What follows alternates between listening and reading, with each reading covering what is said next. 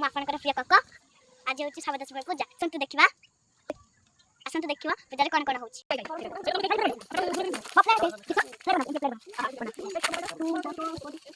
NCP के साथ ये बने रहउची एनसीपी के साथ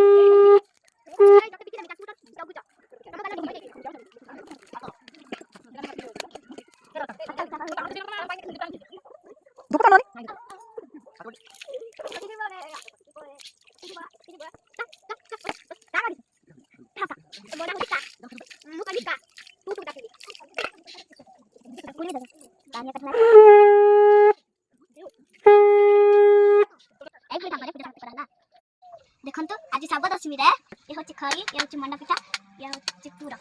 एडा सब जेजमा बनी चंती एडा को जेजमा तरकारी बनी चंती जहार ना पटका आमला एडा सब परिया मिसै की तरकारी बना जाय एते बनी जने जेजमा की पूजा सने खाइबू एबे पूजा सयला पिठा खाई मस्ती करती।